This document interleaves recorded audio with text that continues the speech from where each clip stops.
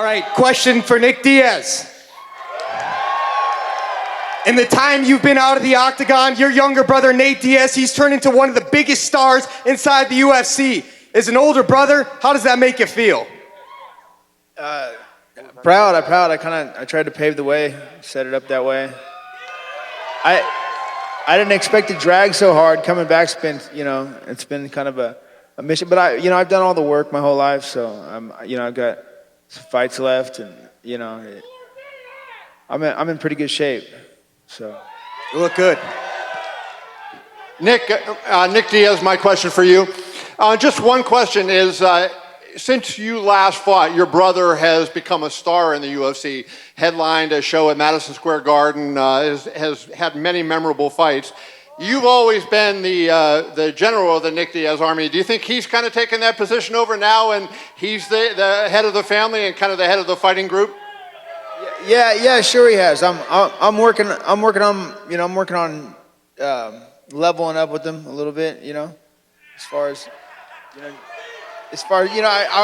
gotta fight, and regardless, win or lose, I gotta fight, and then I can help the kids and get everybody training, help train these guys. Questions for Robbie. You have two teammates on this card that a lot of fight fans might not know. So for fans who don't know anything about Martin or Maximov, what can they expect when they fight? Maximov, he's a strong kid. He's got a lot of potential. I see him going far in the sport. With his skill set, I don't think anybody's gonna match that. He's a strong kid. Then one last one for Valentin back here. Hey, Nick, right down here on your left. Over here in front. It's all good, bro. Nick, when people say this is the people's main event, Diaz versus Lawler 2, what does that mean to you? That's great. I'm glad they feel that way. Since we hadn't seen you in the octagon or have nothing to go about, what do you have to go on that you can beat Kamaru and get the belt at 170? I think I'm a better fighter all around. If I can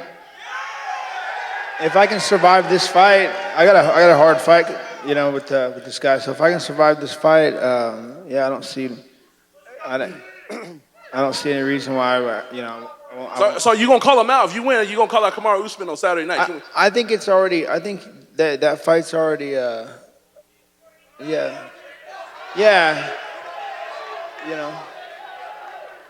And if I don't win, I'd like to see Robbie get the fight, And final question is for Lauren. How's it feel to be in this position with such... This way. Nick, these people love you.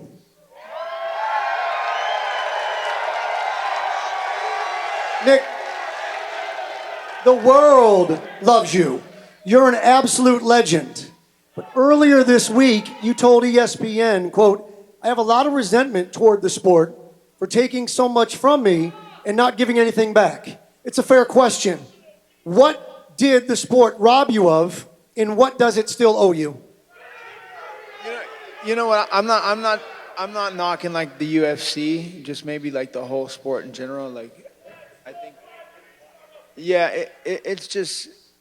I always fought like, I had 3 to 5 fights a year for like 17 years or so. All I ever thought about was weight. What am I gonna eat? After a while, you realize there's more to life, and then and then everybody. Okay, buddy. And after a while, you realize there's more to life, and then everybody kind of like,